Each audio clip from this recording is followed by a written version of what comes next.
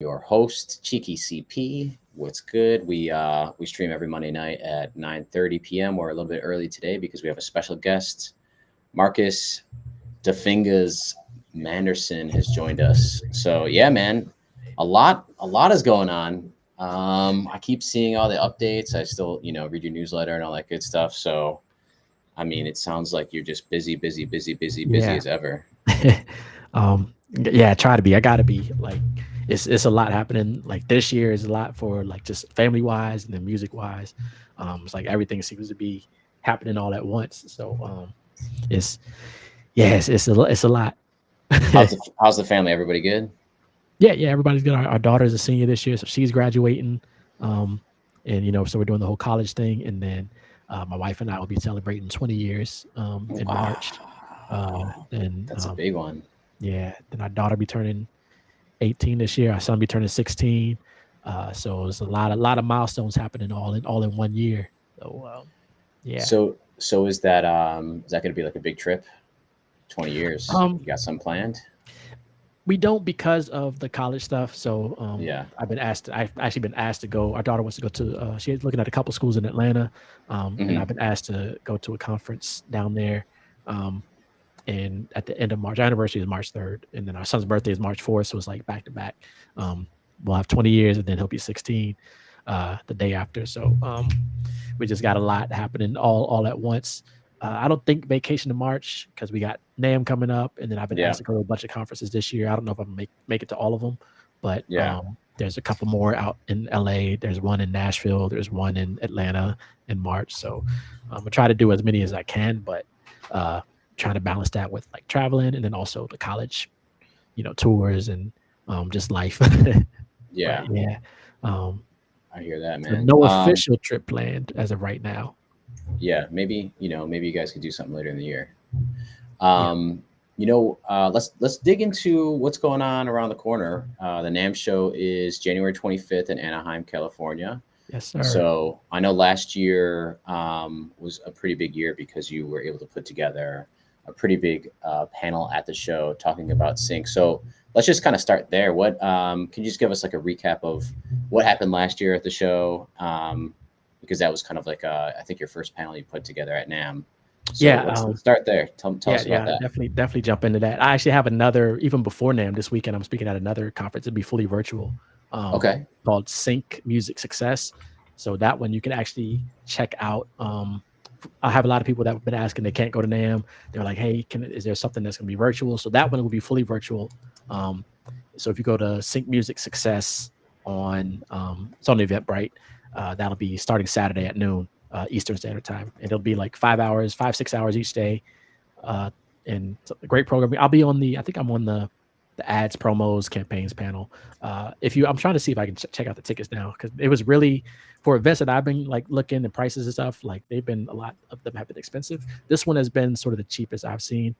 And there is a code. I'm gonna see if I can try that code right quick. And then we Okay. can talk about them.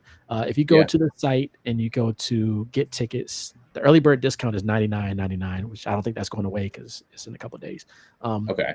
so if you do early bird, if you try the code success now, um, all one word and hit apply. I think that'll be like a 20%, 10% discount. Oh, it's still up. Okay, so yeah, if you're watching this, Let's go. act ASAP. I don't know if that's gonna ever go away, but 75. It says January 18th, so it might keep that price, but I don't know.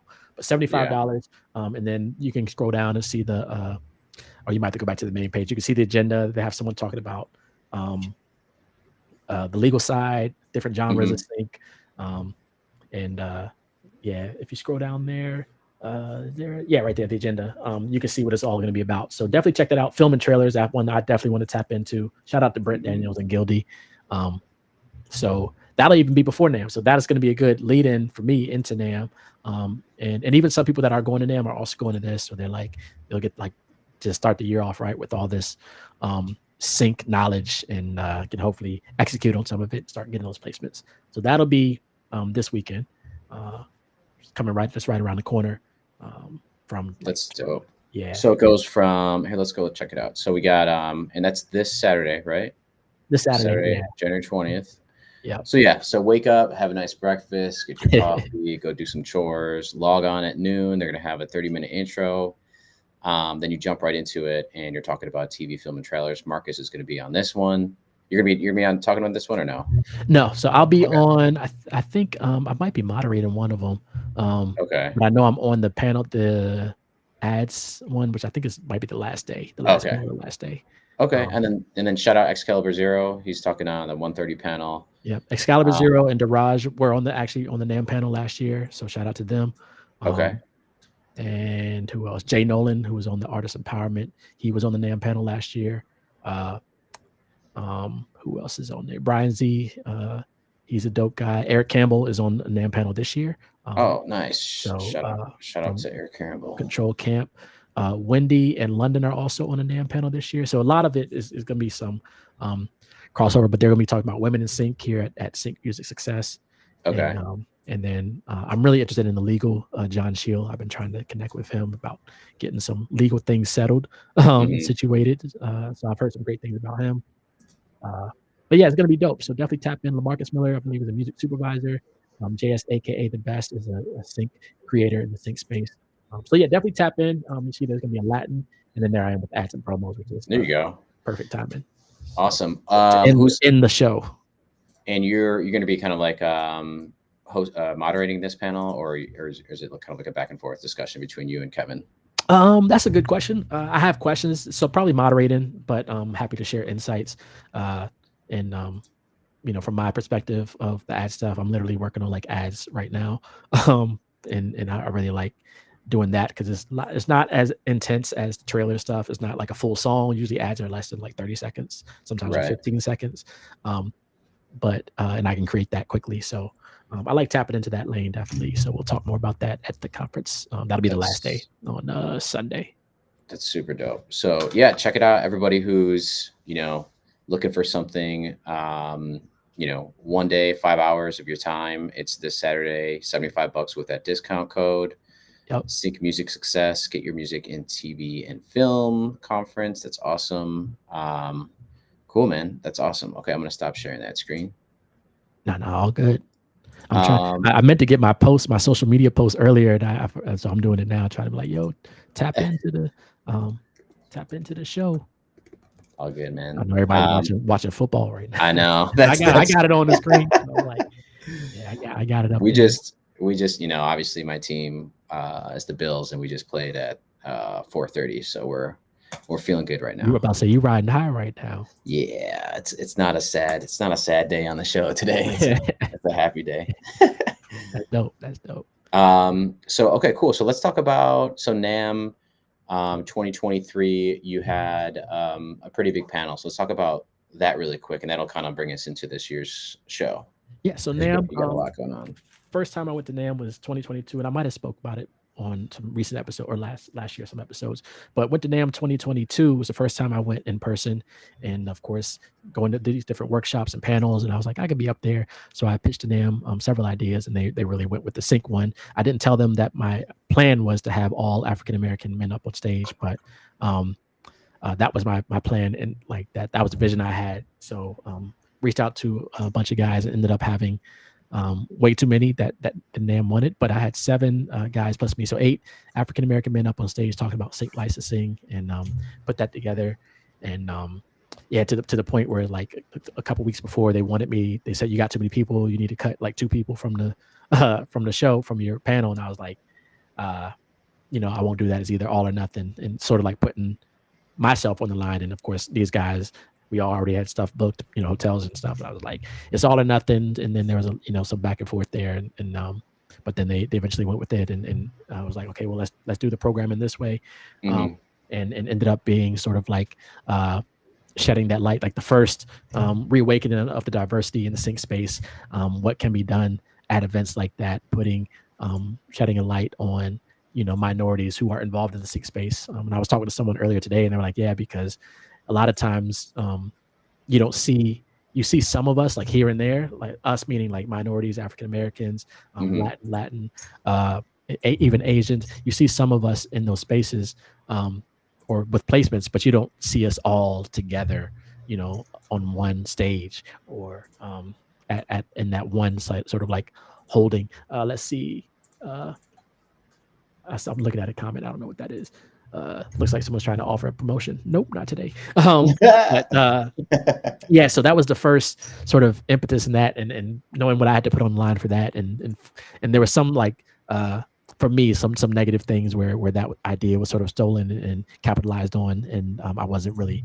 I was told I was going to be involved in that, but I wasn't really involved in that, and so had made a post about that and actually shared some thoughts on that around when that happened, that other event happened, and just started continue focusing. I did have like a little moment where I was like, okay, maybe I shouldn't follow up and do NAMM again this year, even though I knew they were promising bigger, more time, bigger stages. So last year they had us in this like the smallest room. I don't think they realized how interested people were in the sync space. So we probably had, the room could fit 100 people.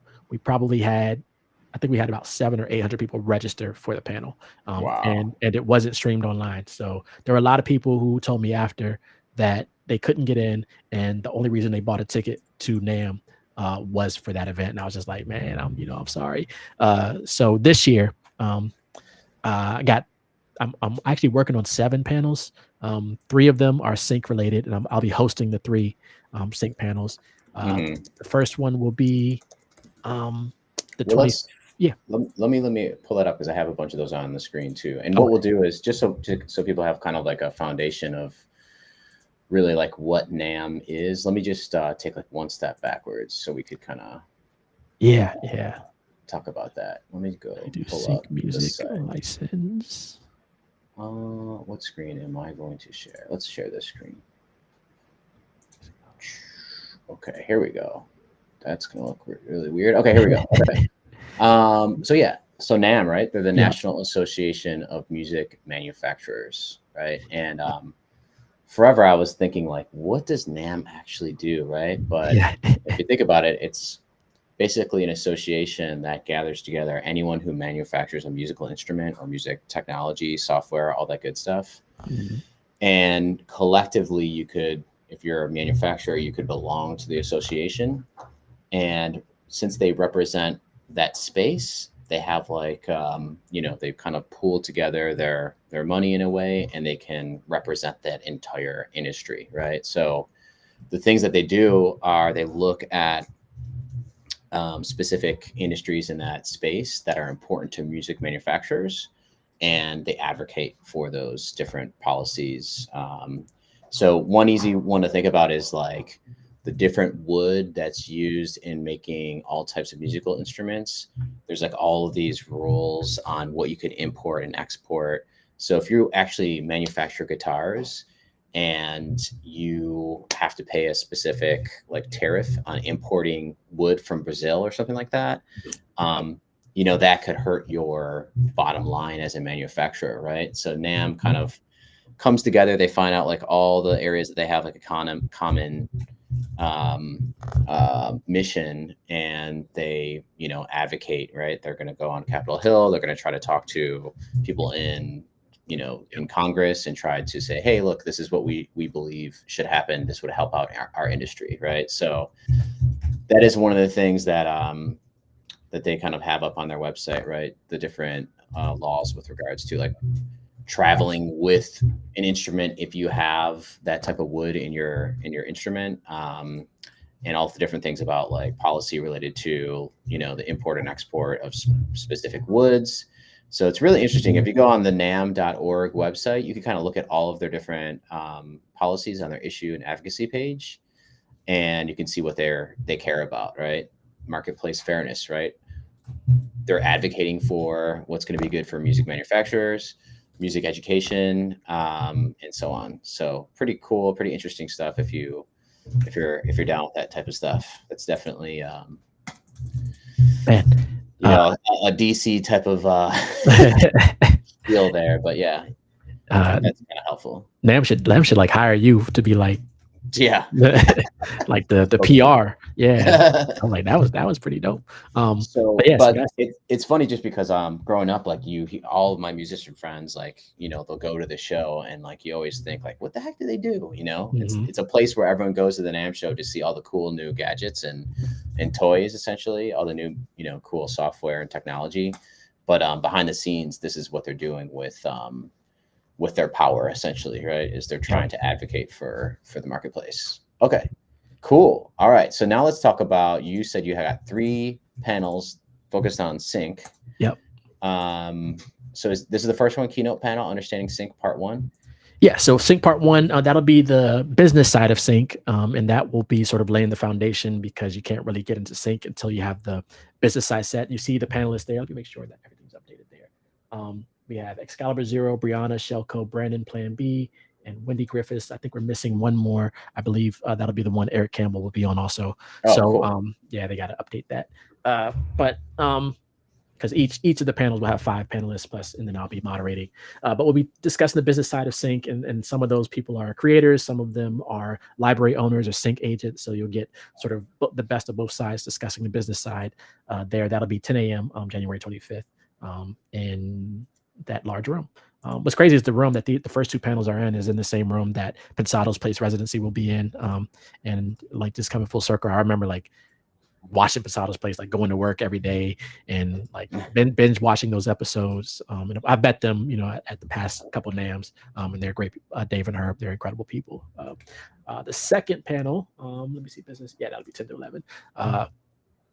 The second panel will be the creative side. So basically discussing song structure, how to make sure your material is ready to submit. So once you got the business down, now it's like, okay, how do I organize my songs and get those ready for sending to libraries or opportunities.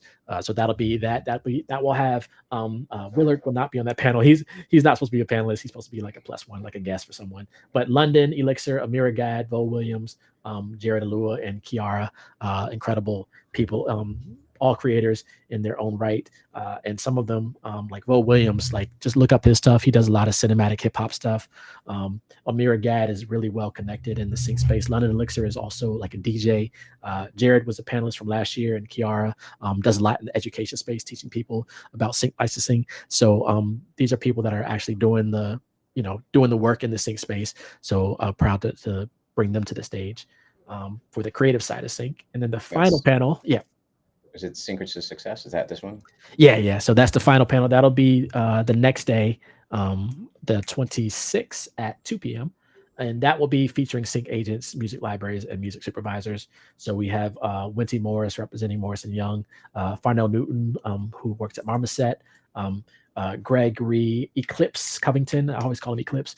He has his own library. His library got 2,000 placements last year. And he just started his library last year. So that's insane. Wow. Yeah. So glad to bring him to the stage. Livy is a Full Sail alum, fellow Full Sail alum. Actually, some other panelists are some Full Sail alum also. But Livy, I connected with her through just reaching out to the Full Sail network, realized that she's a music supervisor who was an alum for Full Sail, so tapped into the network to get her involved.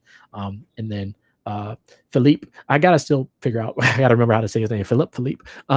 He is Issa Rae's music supervisor. So proud to have him on the panel as well, and for him to accept that calling. So it's going to be pretty dope programming there. And that one is not streamed. So the other panels are streamed. So this one, you have to be in the room to catch these gems, otherwise you'll miss it.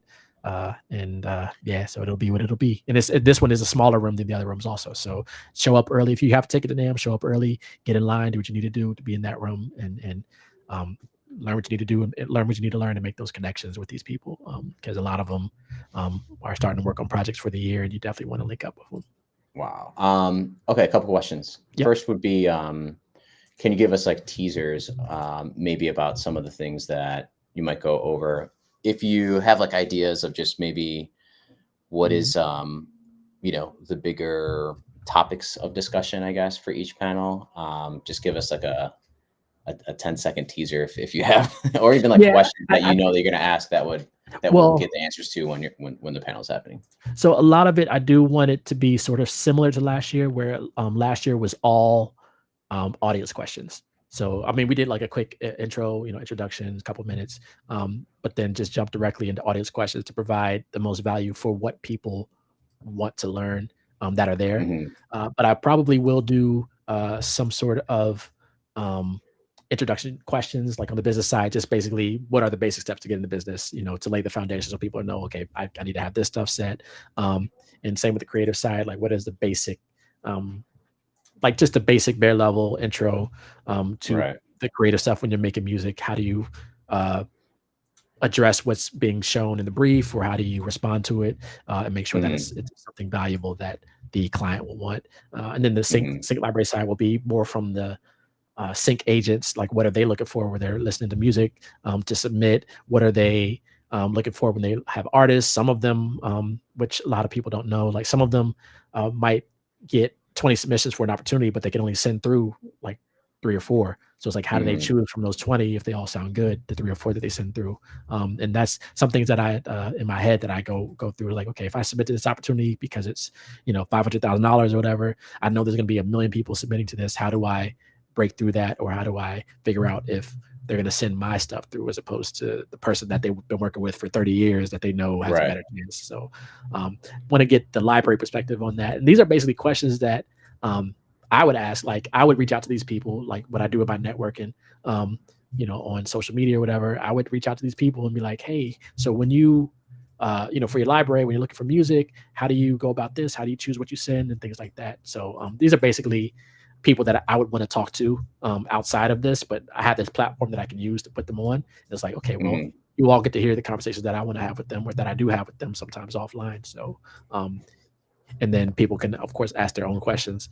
So I want to make sure there's time there, and I'm trying to line up some surprises. I know there's some things happening. There'll be some people there that I would love to see if they can come out and just say a couple words, but it might not happen. So I don't want to ruin that surprise yet. But those are the 3 main panels I am hosting. I'm also organizing, working on 3, 4 other panels that are focused on the AI immersive audio space. I had some guests lined up for that. One of them, unfortunately, will be unavailable because of the Super Bowl, but I had Usher's engineer. He was willing to do it, but he was like, depends on where we're practicing for where we're rehearsing for the Super Bowl. So Yeah. unfortunately, they won't be in LA. I think he said they'll be in Vegas. So, but he was like, "Yo, I'll be there if I can be there." But obviously he can't. So unfortunately, that won't happen. But I have a backup plan. I'm waiting for a big composer that I reached out to. His team is trying to check with his PR team to see if he's available for a one-on-one chat with another big guy in the sort of music space. So if I can land that, that would be insane. If not, I have a backup plan to that backup plan. So just trying to give him some time, but I need to try to crack down and get some answers this week because NAMM is next week. So I gotta finalize some things. But yeah. So let's talk about. Let me go share my screen again. I just had to like rearrange my tabs here, so we're not looking at a million screens. So let's talk about the next 4. But before we get into that, let me go back to the lineup. Okay, cool. So we have again keynote panel, understanding sync part 1, the business side. That is at room 204B. If that is also going to be live stream, how can we live stream that for those of us that are not going to be attending the show? So from what I was told by the NAMM team, you can register on the app or on the website. You can go on the website and register and sign up, and you can get a like virtual or streaming only ticket. I don't know the price difference, the Okay. pricings, because when I try to log in, I already have like an account and everything. Okay. So I don't. As panelists, we get tickets to the show, so I don't have to pay. So I Mhm. don't know what the difference is, but from what I'm being told, there is a virtual only or streaming only option there. So you Okay. can find that there. Just make note that that final panel that I am hosting will not be streamed. I can see if they can change that, or if there's a way that they can. It might be that the capabilities of the room might not have streaming capabilities, or whatever the Right. case is. But I'm hoping to see if they can, um, if that is an option. But at least you'll get at least the first 2 hours of that, which will Right. be dope. Yeah. So, and then another question is, Mhm. do you think, I guess I don't have a point of reference because I haven't really been to NAMM, but how long at the NAMM, like this, like the panel discussion part of NAMM, Mhm. have they been talking about sync licensing? Do you think that that's like a yearly theme that they at least have like one or two discussions on it? Or if you don't know the answer to that, what about like um, like the knowledge, just general knowledge of the whole world of sync? Because from my point of view, I would imagine like a lot of people coming to this show like have some sense of like what the real opportunity is to get involved in Yep. this side of the industry. But you mentioned like 700, 800 people registered last year. Yeah. So it seems like there's still like a large amount of people and musicians who are in this space that just are kind of outside looking in. You know what I mean? They don't really know a lot Yeah. about the full potential of the. Yeah, I think there's a lot of, and that's where a lot of the education has been coming from a lot of these platforms, doing different panels at these different events. For NAMM in general, I wasn't as deep into the panels in 2022 as I was last year. So I Right. don't know what the sync programming for 2022 was. I know last year there was probably maybe 3 panels on sync licensing. And I know this year there's let's see, I have 3. There's at least 6, maybe 7. Yeah. So I know there's at least 1 a day. I have 2 in one day.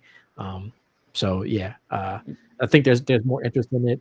There's uh, I think they saw from the amount of people that registered for um, the one that I hosted last year, there was a lot Yeah. of people who wanted to be there in person to learn and not virtual.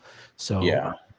I Because think they've did well with putting us in larger spaces and more time and investing those resources into those conversations. so, and that's kind of like, even like reading the description of one of the sessions, it says like in the, increasingly competitive sync space, right? Do you think that that's like just a general theme that more people are getting involved? It is becoming somewhat competitive at all, or is that more just kind of like marketing lingo to get people interested to come to learn? You know what I mean? Probably both, because I think for the descriptions of the panels, I wrote the descriptions, so Okay. it's probably a little bit of both. It is competitive depending on what angle you're going after. Like, it's definitely Okay. competitive on like the trailer side. I think the higher fee opportunities are competitive. Like the right now, you're getting a lot of Super Bowl. I've seen a couple Super Bowl briefs come in the last few weeks, and I'll probably see Yeah. more after the sports the teams are finalized. So I'm Right. sure there's gonna be some competition there. But there's just a lot of, especially on the sports end, you can tap into a lot of opportunities. So yes, it's competitive because people want Super Bowl ads because that looks great on the resume, and depending on Right. it could be a great budget. But after that, you have a lot of other things happening. So it helps to look at what's going on. Of course, we also have the Australian Open, what's going on right now. You have it's a if you want to get into making music for politics, it's a political year, it's an election Yep. year. If you want to get into um, continue the sports thing, this is a Olympic year. So you always Yeah. there's always ways for music, and then of course there's always going to be television. Even if there's strikes going on, you can tap into more of the reality shows. There's always going to be games being made, video games. So yes, it's competitive, but there's so much opportunities. So I think a lot of it is people not knowing where to look for those opportunities and going to events like this, either virtual like Sync Music Success, or online like or in person like NAMM. You get to get these gems and learn. Maybe you'll hear something in one of these panels or on one of these virtual events where it's like, oh, I didn't even know that was a thing. And Right. now it's like, oh, they look more into it. You got to do your research if you're a music creator, make sure it aligns with whatever goals you have. But after that, Yeah. dive in and go for it and see what happens. Let's talk about the next 4. So those are 3 of the panels that you had just highlighted. All talking about sync. What are the other panels I could search from right here and just kind of pull them up if you have the titles? Yeah, if you search look for the words creative combination, 2 separate words. So there's one. So I'm working with there's an organization called A3E that I'm working with. They do a lot in the education space. So I think they have like a room dedicated to all their panels this year. So I connected with them just from, I don't even know how I met the owner of this company, A3E, but I connected with him. I might have heard him on an interview or something. I actually don't know how I remember how I met him, but I reached out to him, was like, hey, I love what you're doing. I think I'm doing something similar. And he's been doing this. He's actually had a A3E in his company. they've had a deal with NAMM for, I think he said like 10, 20 years. So NAMM provides them like these stages and opportunities, and they have full reign over the programming and what they want to put on there. So they're investing a lot of time in the AI space and immersive audio. So what I did was I reached out to them. I was like, okay, well, tell me what your panels are about, and I'll see what I can find for you. So helping to get some people on these panels that are in the AI space. I reached out to like different plugin companies that do AI and trying to get some of them aligned with some of these panels. So that's one of them, is the creative combination of immersive audio. The other one was look up the word forces. Forces. Hopefully it's the only one that has the word forces. Forces of integration. Yeah. So I really like his titles. Yeah, that's another one. So you can see that. So he basically told me what these panels are about, and I was like, okay, well, how many? A lot of those people he already found, but I'm like, how many seats are left, or how many speaker panels are left? He's like, well, reach out to who you reach out to, tell them that these panels are available. So I reached out to like the CEO of Output. I actually have him on call to be on the panel. So that's another one. The panel for Output, if things work out schedule wise, that one is called New Advances in Artistic Ideation, I think, creation. There it is. And the tools to make them happen. Awesome. Yeah. So that one, hopefully I'll get, if I can get the thing about that one is there's a panelist that A3E, they want to make sure he's involved on the panels. So if I can get the composer, they'll make a whole nother event for the composer and this other panelist, and then I can get the Output guy on this one. But if I can't get this other composer, then the guy that they want would be on this panel. So it's just a lot of like not just like moving pieces on the board. It's like, okay, if a lot of if this then that, or if this person is able to do it, then it's yours. If not, then it's so it's a lot of that keeping track of. Last year was just one panel, so it's like, oh, okay. And this guy, the A3E team, they have a bunch of panels, so it's like, okay. For me, I'm slowly scaling up. It's like, okay, I got 3 that I'm managing start to finish, but then I'm helping out these other 4, 3 or 4. So I'm starting to see how you can start doing these events on a larger scale at a like a big level for stages that can seat a couple hundred people, 1,000 people. So yeah. So as I'm setting them up, I'm also learning. Right. That's awesome. Are there any other panels that you're going to be involved with, or any that are still up in the air? Any other panels you mean, or? Yeah. Are there any other panels that you're helping out with, or is that the last one to highlight? I think that's the last one to highlight. Okay. I don't know if you could look up under panel lists, but there's one guy, Josh, who will be, what's his name? Or look up Audio Modern. I don't know if it'll let you look up people's names on this site. Of course, everything's gonna be audio. No. Yeah. But I have Josh Andres, I think is his last name, from Audio Modern, who'll be speaking on one of those AI panels. But yeah, so really the big thing, next big thing is waiting to get back from this composers team, if they can be at the show, and then I can align some things better with some of those AI panels. Yeah.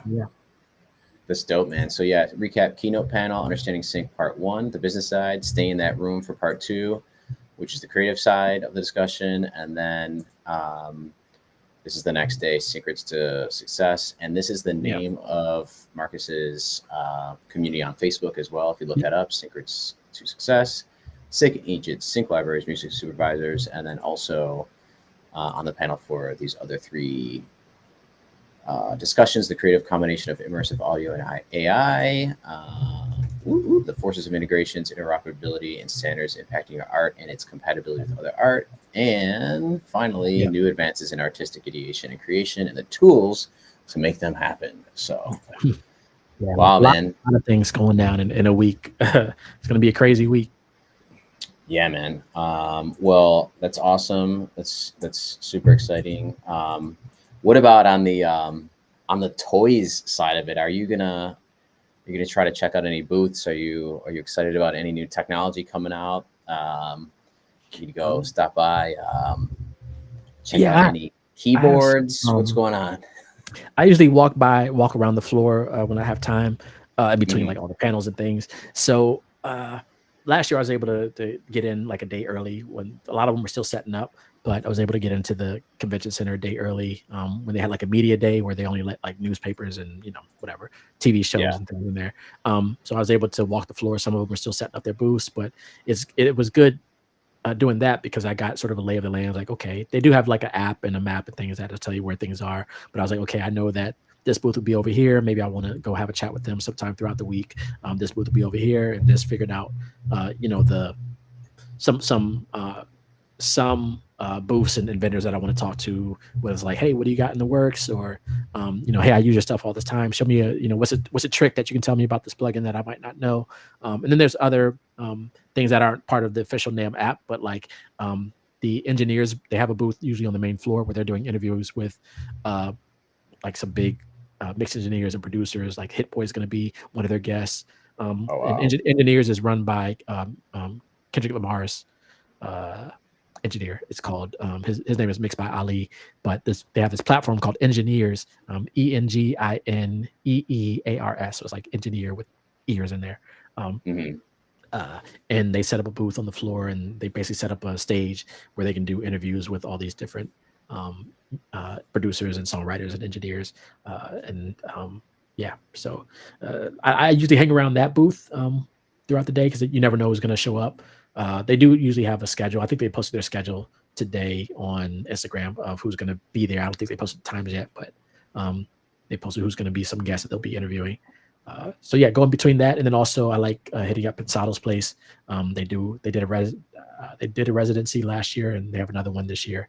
So I met a lot of I got a lot of my trailerization requests from the Pensado's place. So definitely looking to get more of those requests this year and seeing if I can live up to the challenge of trailerizing some big songs. Man, I keep hearing, so it's so funny because in the last week, I keep hearing trailerized versions of old like grunge songs, like 90s grunge music trailerized. And it's not even for like traditional movie trailers or TV show trailers. I'm seeing them on commercials. Like I think I just saw one randomly today in the last football game. And it wasn't for a show. It wasn't for a TV show. It was like for like a product essentially.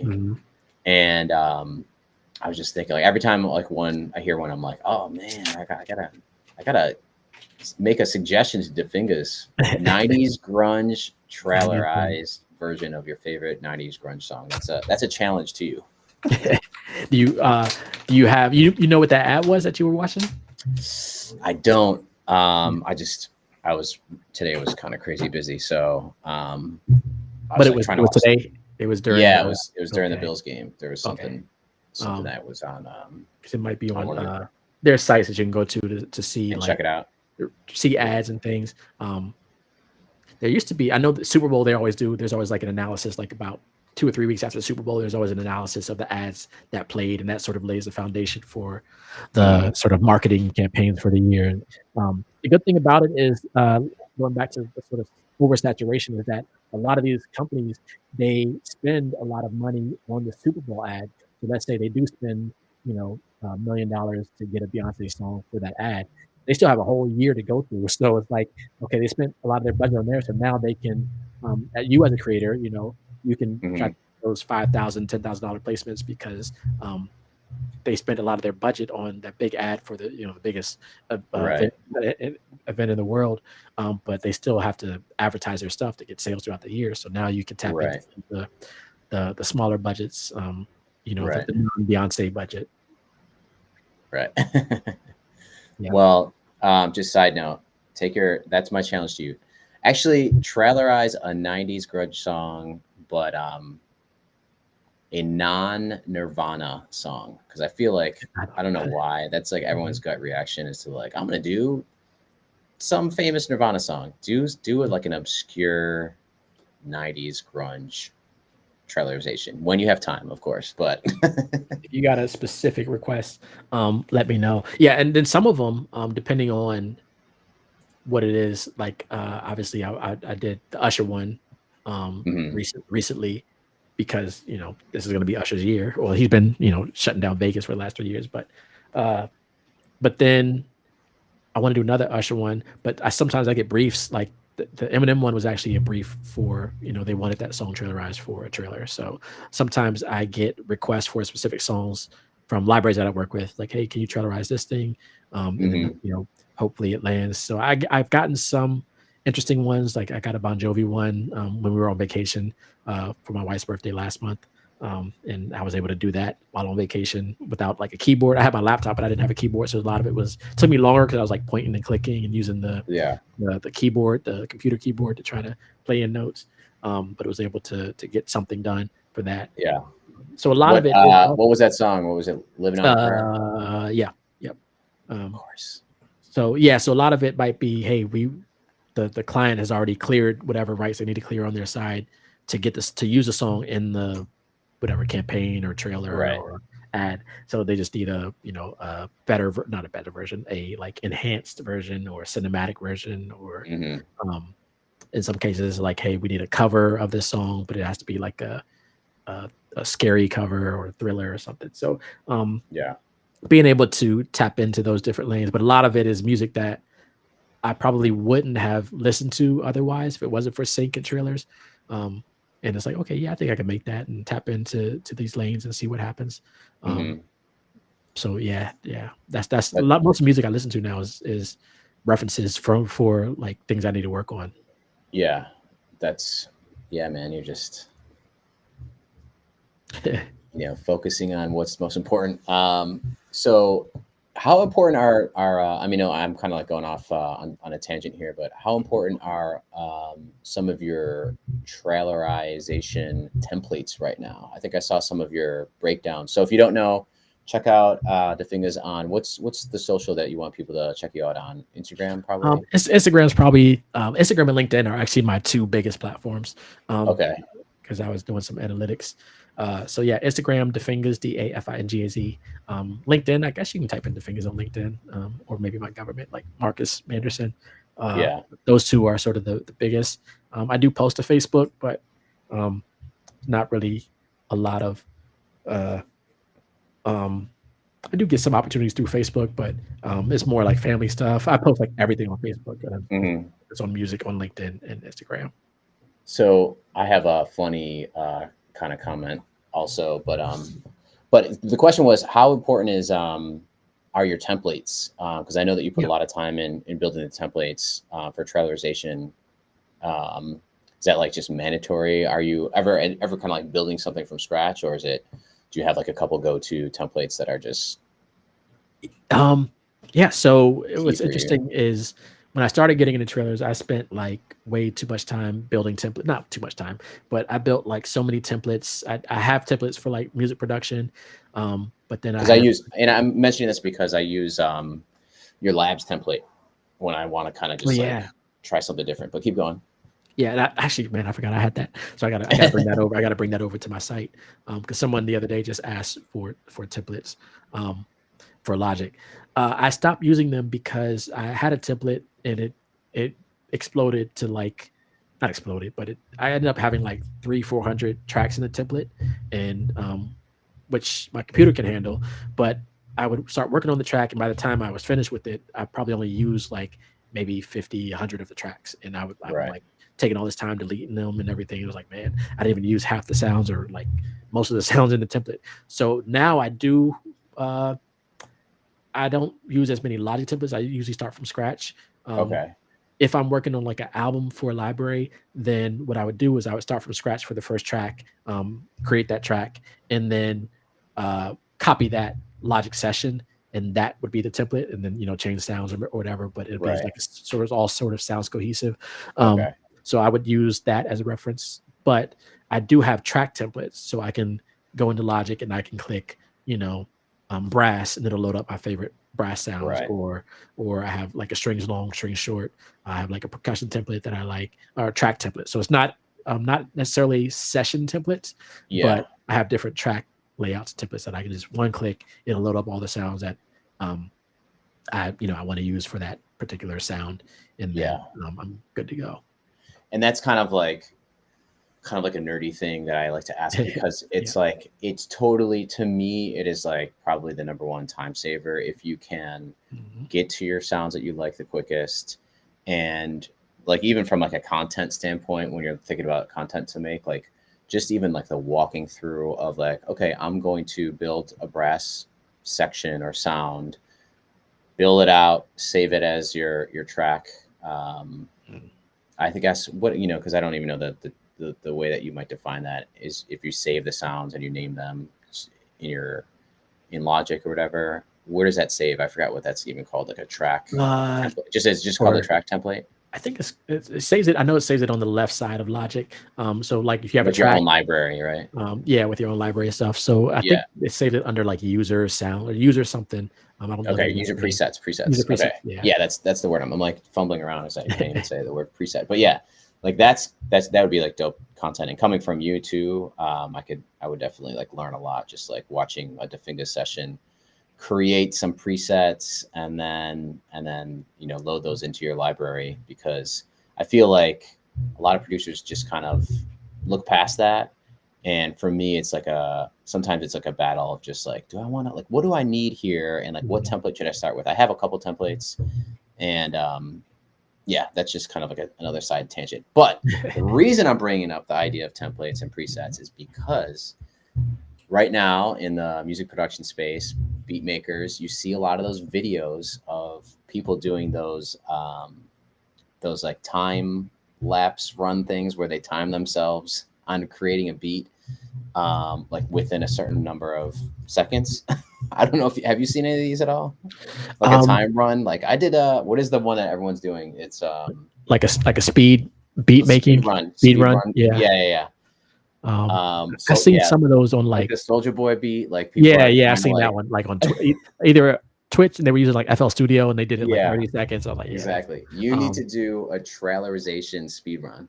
So that's what pull up someone your template, pull up your yeah. presets, and make one. How fast? Like how fast? Because I can. So with trailer music, it usually takes the big composers. It takes them like days and sometimes Right. weeks to. So I'm trying to get to that point, but they know that everything they make is going to get placed on some like big campaign. Right. So I'm at the. I can get something decent done in like 3-4 hours. Yeah. Sometimes if I'm like really really super focused, maybe 2 hours. But I don't know if that's not exactly a That's not speed run. It is fast compared to someone who doesn't like know, but it's not exactly a speed run.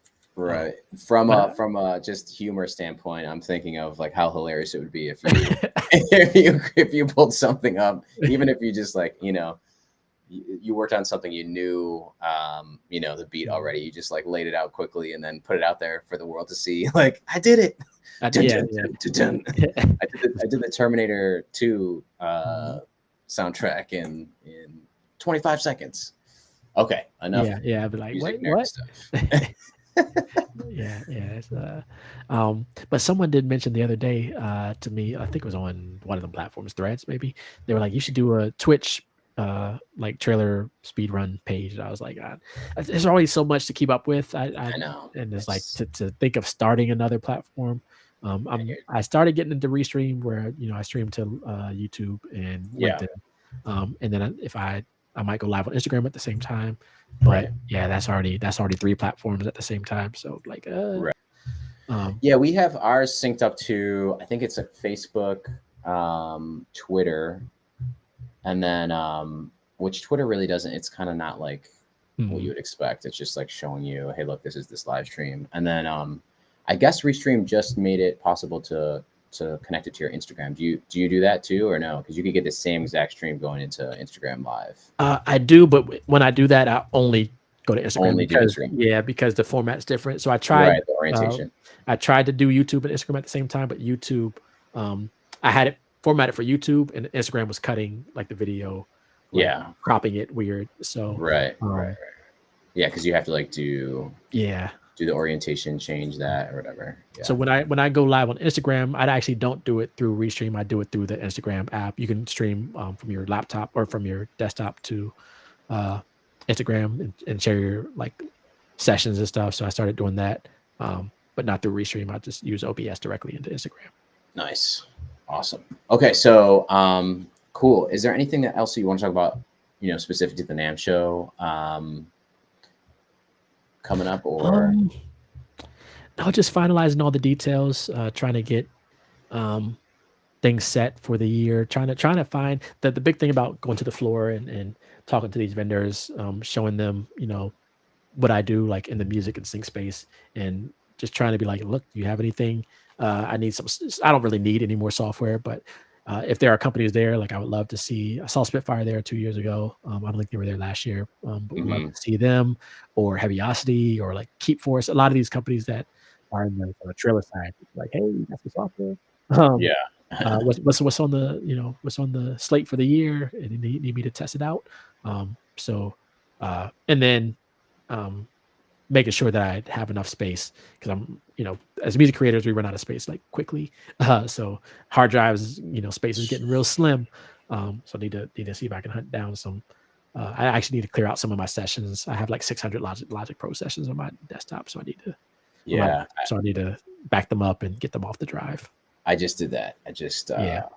I was like, I have no room on this computer, and I'm always so nervous of just dropping it into the hard drive. I need to truly make a backup. Really, I only have like one copy, but Mm, I just loaded like a lot of sessions into hard drive. I need to make a true backup of that, because right now yeah.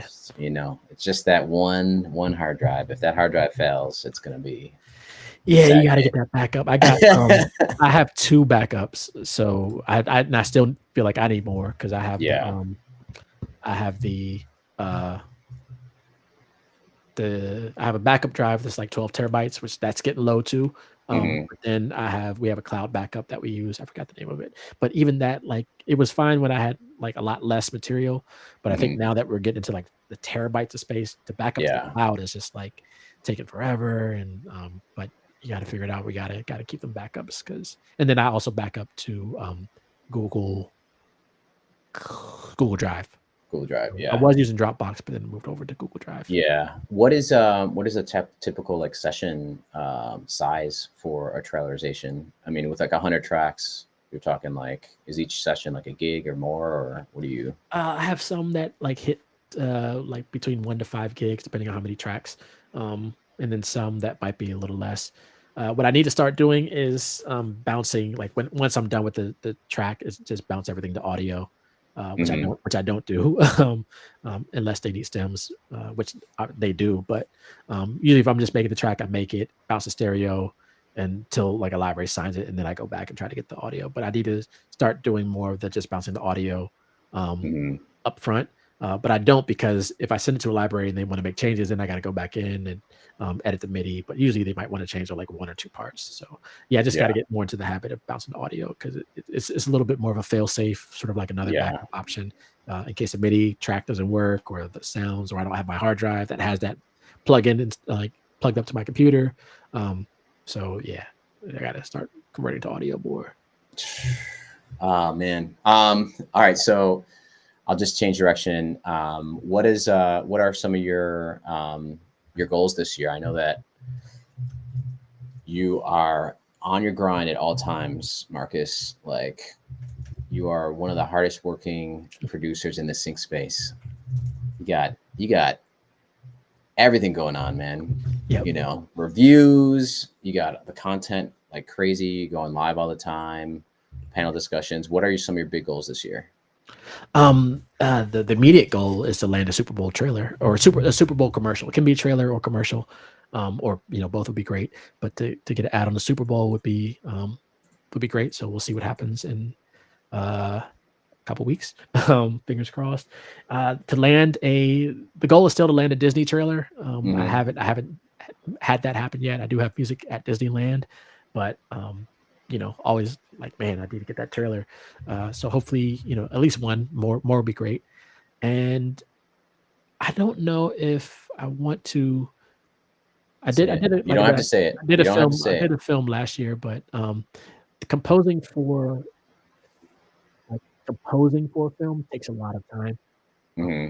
compared to, you know, making music for like a commercial or like a Right. pop song or something like that. So unless it's really worth the opportunity, and I might be up for a big opportunity for composing for a TV show, uh, Mm-hmm. but that would basically be all of my creative energy invested in that. So Right. um, so we got to just weigh the pros and cons of doing something like that. It's like, you know, is it guaranteed? Are you getting paid? Then it's like, yeah, you might have to do that for now. And then Mm-hmm. once you're done with that project, go back to the other stuff. Um, but yeah, I want to. I didn't plan on making eight. I worked on 18 albums last year. I didn't plan on it, so I won't be mad if I don't make that many this year. But I'm already 3 albums in this year. I'm already working with new collaborators. I have like 5 collaborators already that have signed with new libraries this year that I've been working with on. I've been doing a lot of reggaeton stuff because that's a current Oh, trend. okay. So finding artists that can tap into that lane. Uh, Okay. so really, really just more placements, more opportunities. I like the collaboration aspect of it, especially on the trailer side, because trying to do like 10 trailer tracks is a lot of pressure for. I would like to create them fast, and then creating fast on the trailer side can be more of a negative than a positive because it's like, oh, you know, they all sound the same, or you're not really putting as much time into it. So I would like to work on some trailer albums where like I split it with another trailer composer. It's like, okay, I do 5, you do 5, and we submit it to a library, and we Oh, that's dope. split everything. Yeah. Yeah. Um, and then of course working with more collaborators and finding more opportunities to work on briefs, trailers. So all music related. On the personal side, of course, getting our daughter off to college and hopefully Yeah. full scholarships. You know, Lord willing, and she's been accepted Yeah. to every school she's applied for. She's Oh, applied that's dope. to like 5 schools already. Um, Wow. so it's just really getting the funding for that and making sure that she's good to go. Is Um, there any music angle there with your daughter? Is she into She music is or into going through? creative writing. She has written songs. Actually, I recorded some songs here. I've actually posted some on my page that she's written. She's a Drew Hill fan, so she's a old school like soul, not Yeah. old school, but she gets a lot of her music uh, from my wife. You know, we're both Yeah. music. My wife's like putting her musical legacy onto our daughter. For Yeah. Christmas, she got our daughter. I think her grandparents bought it for her. But she got See, a vinyl but vinyl record player, so we're starting to buy her vinyl records of, you know. Um, yeah, that's actually, we awesome. should get her actually, but like we got her like a, you know, like the Lizzo album and like a lot of the pop Yeah. songs artists release their stuff on vinyl.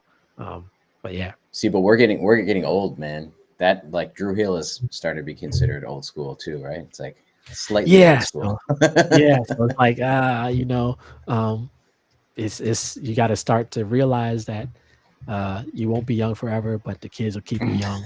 Um, like when I talk to people, they're uh, like even some of the panelists, I tell them, and then they're like, man, I thought you were 20, 25. Like they think I'm that. I'm like, no, I'm not. You know, uh, I'm not ashamed of my age, but I will be another celebration this year. I'll be 40 this year, so just Oh, here we go.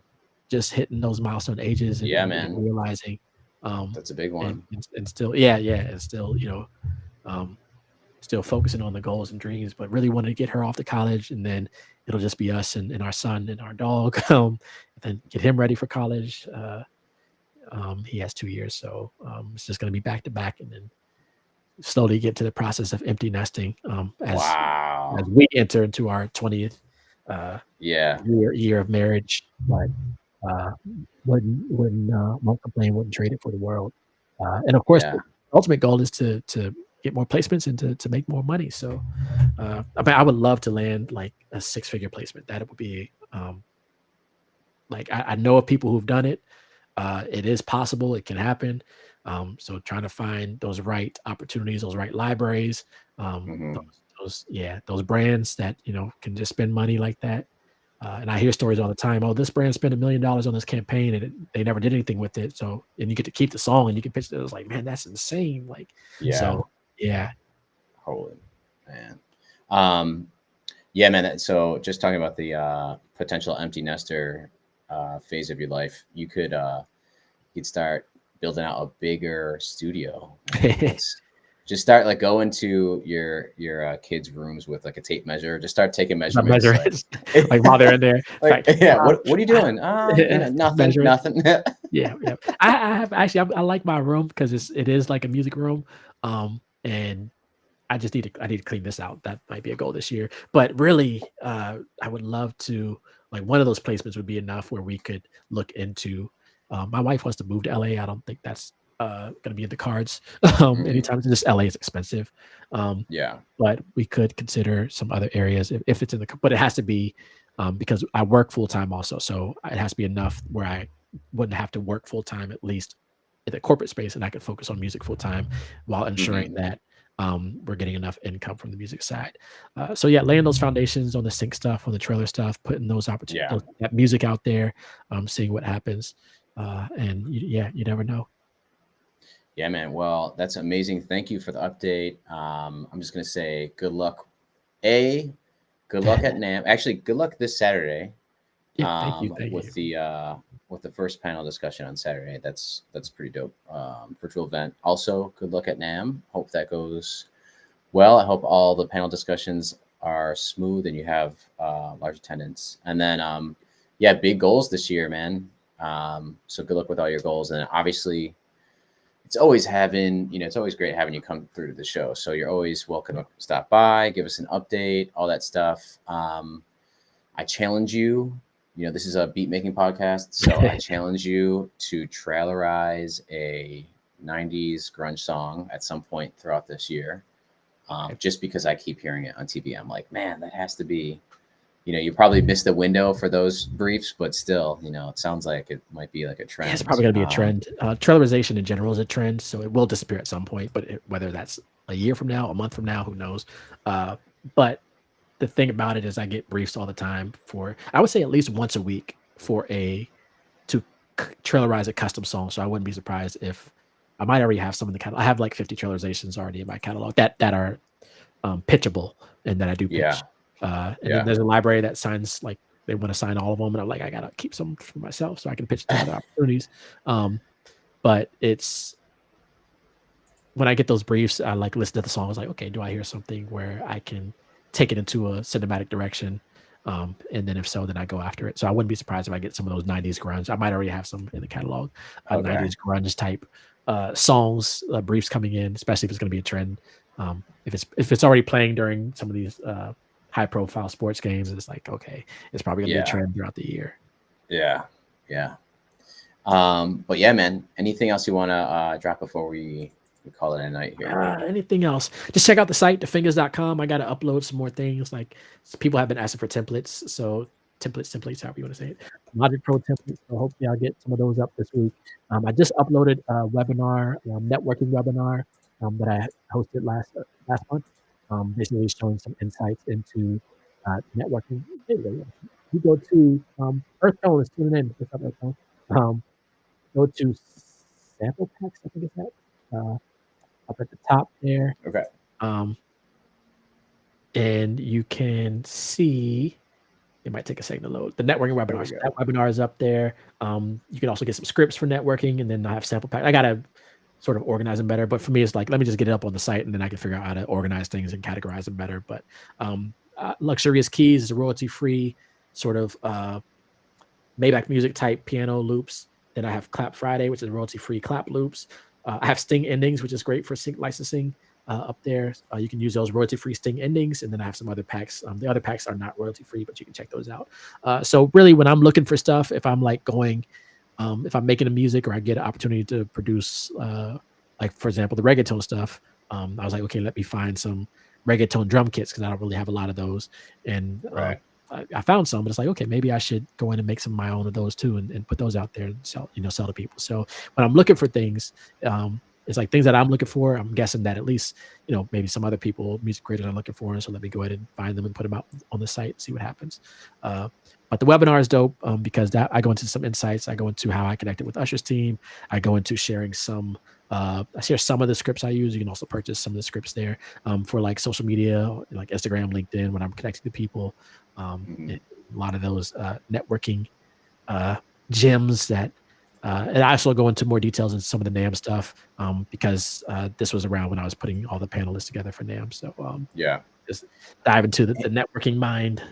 Yeah, man. I mean, sync is, is like you're stepping into the business environment. You're working with brands, you're working with ad agencies, you're working with a lot of different like intermediaries, and just having like business skills, business acumen, being able to talk to people, build relationships. First off, building relationships is going to be, important whatever you're doing in your life, but specifically in sync, this is like super dope. You got Yeah. to know these skills. Got to know these skills. Yeah, you got to hone in on them. So I share just my perspective on networking in general, and then some ways that you can network online and offline, going to these different events, and yeah. So definitely tap into that, which is I just got that up yesterday. So Oh, that awesome. was one of my goals was to get that up. I had that written. I don't know if I showed this book. Did I show you this book? Um, can you see this book? No, So no, my no, no. wife got me this forever ago, probably one of those holidays, Father's Day, pick a day, Christmas or something. So this year I started writing in this book like things that I need to do. So it's like trailerize this song. Actually, my wife asked me earlier today. There's a song she wants trailerize. I need to put that in here. But I started writing like basically a to-do list because I was doing the digital thing and it was cool, but then things just pile up and I have like a million things to do. Um, so now I write them down and then I cross them off and I knock them out. Some things take like 10, 15 minutes. Like I got to call somebody. That'll be like a 10, 20-minute thing. But then I have like work on this album, which could be, a week or 2 weeks. So, but I have it all written down so I can like cross them out and be like, oh yeah, I can do that. Or I can just look at it as like, what do I feel like working on today? Hopefully we have some more snow days this week and we can stay home and I don't have to go to work. And I can be like, okay, let me work on some music things. But yeah, I've been getting a lot of briefs for reggaeton and a lot of briefs for uh, um, Super Bowl stuff. So fingers crossed one of them lands. And, Yeah, man. Gotta stay organized. My wife is a big list person too, so she has like this pad, and it's like at some point in the day there's like a list being made, there's something being crossed off, and I'm more of like the notes guy, so yeah.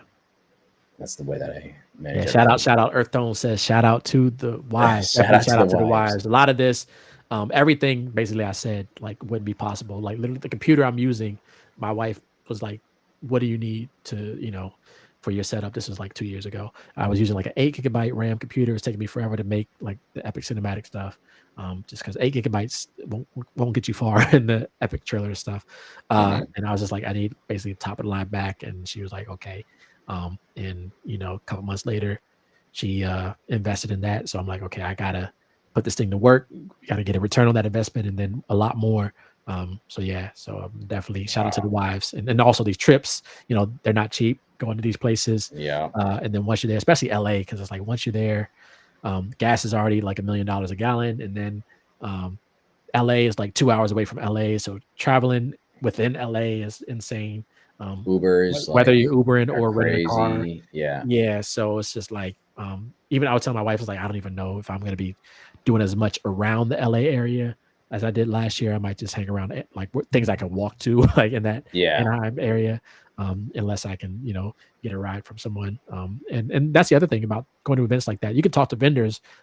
Like with NAMM, there's a library I work with called Soundtrack Loops. Not a library, but they sell sample packs. I've done some sample packs for them. And they're like, hey, we're hosting a dinner. It was like an hour away from Anaheim.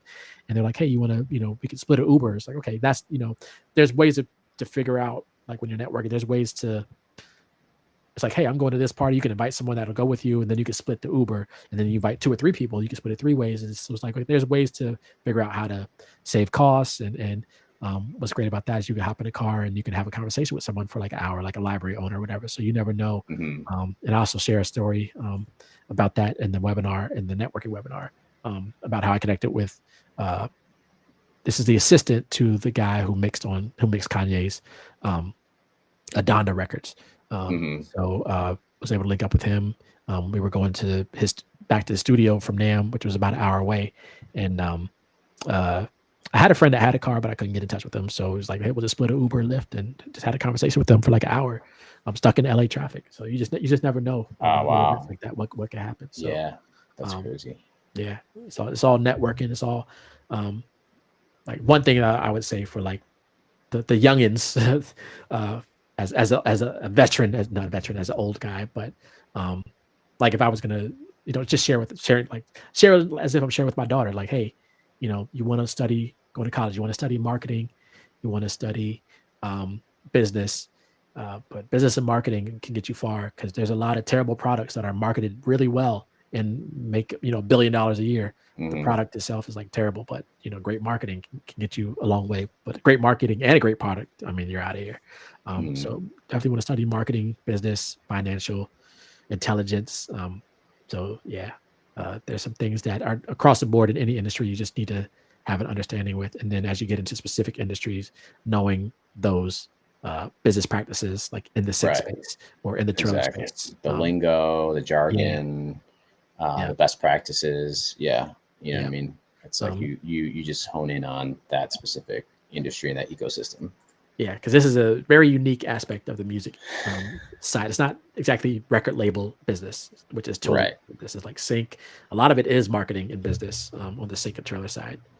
The money for trailer music comes from the marketing side of Hmm. um, the production companies. So uh, Hmm.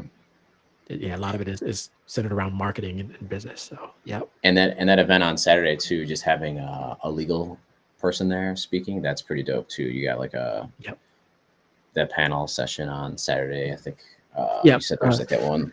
John, his What's name up? is John Shield. The panel, the Sunday, the event is Sync Music Success. Sync Music Success. I'm trying to say it too fast. Sync Music Success. Again, we tried the code tonight. If you go to the Eventbrite, type in Sync Music Success. You use the code Success now. You can get it down to $75 Hmm. for over 10 hours of programming. So yeah, it's like 6 hours each day. I think 5 6 hours each day. The legal John Shield. Um, from what I've heard, like he's like a big um, legal like music consultant in the legal space. So I actually want to have a meeting with him because I have some ideas that I want to see if they're protectable before I share them with the world and want to get them protected and Hmm. uh, some things in the music space. So um, but yeah, what's crazy about that is I knew of him because he was going to be part of this event, but then I was talking to another fellow alum from Full Sail, and he was like, "Yeah, I gotta." He was telling me about his lawyer, and it happened to be the same person. I was like, "I think this guy's speaking at the conference I'm speaking at." So, just when you start hearing the same names over and over from different Yeah. people, it's like, okay, maybe I should, have a chat with this person. I keep hearing his name. I keep hearing that they do great work and things like that. So, Right. um, yeah, so you want to tap in with people like that. That's dope. All right, man. This was really, really fun. First off, it's always great talking to you again. So Appreciate it. thanks for coming on board and thanks for giving us an update. I hope everybody checks out that event on Saturday. I hope if anyone's going to the NAMM show, definitely go to those sessions. And then, as always, follow DaFingaz online. That is DaFingaz.com, right? DaFingaz.com. DaFingaz.com is a website. There we Yeah, go. and I think all the social media is at the bottom of that site too. Stay tuned. I'll be uploading more stuff there. I got a bunch of requests for like cinematic drum libraries and Mhm. I'd so be I'd be down with that reggaeton drum kit because there's a lot of like tuned kicks and mhm. like seemingly like tuned toms. Like you get that like doo, that real Yeah, like yeah, pitched, you yeah, know what I mean? Like I guess kicks. And I have a couple of those kits, but I'm always looking to expand. yeah. It's what's cool about those kits is like I think I found a decent kick, but I just use the same like drum sound, just tune them differently, like the same Yeah, kick yeah, there. Just I just tune them differently for the songs. Um, but yeah, once you get like a decent kick going, just affecting it differently on the different yeah. tracks, changing up the tempo a little bit, generally the same tempo. But then, yeah, I like tapping into that lane because it doesn't take me long to make, and it's basically like Latin pop. And then I have artists that can tap in on the Spanish, uh, Spanglish, Spanish type Yeah.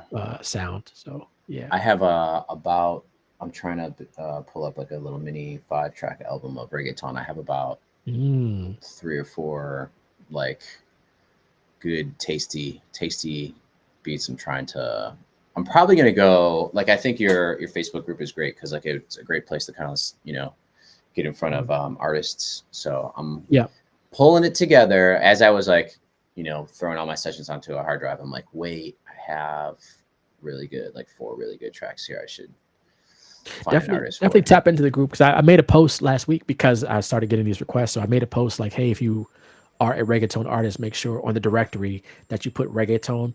And Okay. one of the artists was like, hey, I put Latin, which I wasn't looking like when I get these briefs coming in. If I need a certain thing, if they put reggaeton in the brief, I'm going to go to the directory and look up reggaeton. So I didn't look up Latin in that case. So I missed this artist, but I was like, yo, can you make sure you add reggaeton too? Because that's the specific. And I mentioned, I think in the live I did earlier this week, that a lot of these, I like that a lot of these, the music space in general, they are clearly defining the types of music they want. Because it used to be world music, and then you might have like reggae, or you know, because Bob Marley, whatever, you might have reggae and oh then my God, world music. But now you have, you know, reggae, you have dance hall, you have all these different genres, you have Latin, you have cumbia, you have like they're clearly defining what they want, and they have their specific references for that, and I really like that. So it's not just world music. It's like, okay, world music is just a, you know, what does that mean? It's a lazy, I mean, it's just my whole life, because I've always played like in groups that have like different vibes or whatever, and like my, you know, growing up, like you're looking in like media play. I don't know if they had media play down here in the East Coast, I mean mid-Atlantic, but like, you know, a record store, you know, when you're younger, and I would always look at world music because I like reggae, but I like everything else. But now it's like, you know, the general public has like evolved enough to like understand what cumbia is, and understand what reggaeton is, and understand what Afrobeats is, and understand that, you know, there's different things happening in Brazil, right? You know, it's like, it's great to see that though, and great to see it in, you know, what we work in. So it's more than just reggae and reggaeton now. It's like there's so many subsets and subsets of subsets. And you know what's coming up, I think, I mean, from a consumption level, is a lot of Mexican music, like Northern Mexican music is getting really popular. Last year, there's a couple artists that like completely blew up. And that's a completely different style, but a lot of horns, you know, a lot of acoustic instruments, but I could see that coming up in the sync space. And I think like it's always like delayed a little bit. So maybe next year you start seeing some like, you know, norteña type of music, like Northern Mexican music. I'll send you some links so you can listen to that stuff. It's pretty dope. Yeah, that's dope. And there's also in a lot of those countries, or in like Latin America and Europe, if you want to start getting like a head start on those genres, it's like find companies over there that are into sync licensing that only deal in that territory. It's like, okay, find whatever the top European sync licensing company is, and be like, hey, I do sync over in the US, would love to tap into your network there. You know, make sure you understand whatever paperwork and neighboring rights and all that for the legal side and the business side of things. But if you're interested in making, you know, other styles of music other than what's popular here in the US, like I said, a lot of those countries are, I don't know how or why they're getting the music, you know, 2 or 3 years in advance before it breaks something here in the US. But a lot of times it's like music that's been popular over there 2 years ago is just now getting popular here, and just now taking, you know, a forefront. But it's like people in those countries, they've been listening to Afrobeats for a decade. It's right. Like, 100%. it's just, we didn't know what to call it. And now we're defining these things without calling it urban music or world music, right? Which, you know, so put it in world. That was everything I liked growing up. Like, put it in world music. It's like, no, that like it's more than that. Like you said, it's like a lazy. So whatever company or teams have been sort of spearheading that change of nomenclature of how we define these things. It's good. And then that way the kids that are coming up in these spaces, in the music space, they are now defining, you know, Afrobeats. They're hearing Afrobeats, reggaeton. They're going to these events. They're seeing Afrobeat panels. They're seeing panels specifically on certain types of music, which is great because you get this. Like I said, I'm all about sharing diversity, so you get to see that diversity in the music space. And then one more, I'll share one more sort of a cap I haven't announced it. I think I announced it earlier today, but I finally, with the movie that I scored 2 years ago, but it was released last year, called Hemisphere. It's on Amazon Prime, Google Play, and Tubi. But it's called Hemisphere. I did the soundtrack for it. It is the like space synth stuff, music. Because of that credit, I was eligible to become part of what's called the Array crew. So Array is a company that is was founded by Ava DuVernay, and basically sheds a light on the diversity in the television production space. So being part of sort of that Array platform is now like a network of people who work on films and just in the film space, but they're minorities. So being part of that, all you have to do is have like a credit on a released film that is either in theaters or streaming.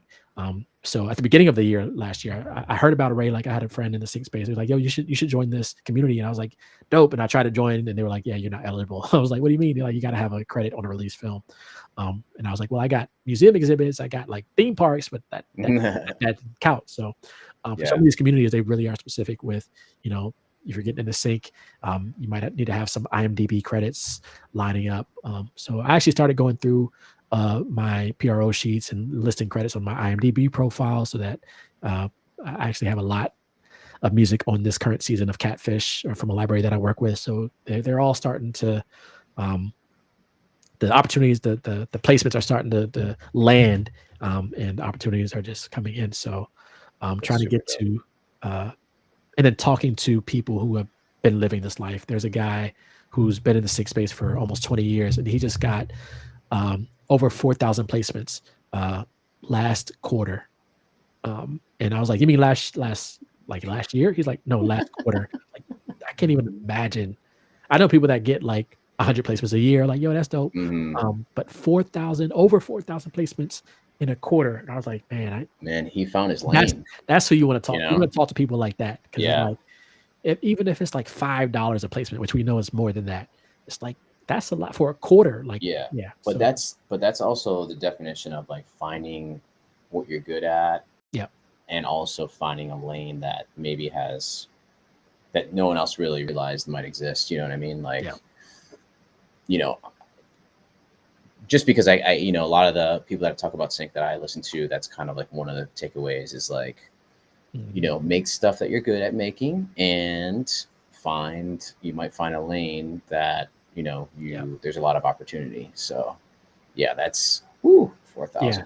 Yeah. Like I can't imagine, but like I can't wait. I'm hoping for, like, for me, like 100. Like I want to start setting those goals. Like, okay, how many placements do you want per quarter? How many placements do you want on your PRO sheet per quarter? Right. Are there specific shows or channels you want placements on? Like for me, like that Disney trailer is like the holy grail, but then it's like you get that. And it's like, what's next? So always have the next North Star line. Yeah. And ready to roll. So yeah, always got to be looking ahead. Yep. Can't take a break and be like, I did it. You got to keep going. But I think it does help. Like when I landed to Disneyland and it finally launched and it was live, my wife was like, "Do you want to go celebrate?" And I was like, "No," and just like went back to making more music. But I think I do need to start taking a step back to at least, I might post about it on social media, but at least like celebrate the what some might consider big wins, or small wins, but just celebrate those moments. Go out to eat, get a cake or whatever you need to do. Pop a bottle, and be like, okay, like there's a lot of people that they won't have that opportunity. They won't have music on a theme park attraction, right, or they won't have music on a TV show or movie. Right. So it's like, definitely celebrate it, and then at some point stop celebrating, because it will be impossible to celebrate 4,000 times in a quarter. But but at least starting out, it's like, okay, there's things happening. Celebrate at the end of the quarters. Yeah, there you go. 90 days every quarter. I mean, if you're making 6 figures off of sync, I guess you can celebrate every year with a trip or something. But that's going to be hopefully some soon goals for some soon accomplishments for all of us, is like getting those opportunities. And not necessarily all the big money ones, but sometimes it's like a great brand or a great opportunity that could lead to other things. You know, maybe you do work on a film with an up and coming director, and the next thing you know, they're working out a deal with Amazon to direct a $1 million film, and you get a piece of that budget or something like that. Yeah. So you just never know what these stepping stones can lead to in the path. And so right now I'm just climbing up those steps. Keep climbing. Keep climbing. Stairmaster. All right, man. It was great talking to you again, and we'll do it again. Just we definitely need a NAMM recap sometime after you're settled in and you have a chance to kind of like give us a lowdown on what happened. Join and give us some highlights again. Yeah, definitely will do. Yeah, I gotta clear out some space on my phone because I think I'm running low on space there. So yeah, for pictures and videos and stuff. So yeah. So hopefully I'll get as much as I can, as much content. I'll probably go live every day out there. So yeah. I'll be watching. But all right, man. It's great talking to you. I'm just gonna end the stream right now. Let me end that. Peace out. 3 weeks later. All right.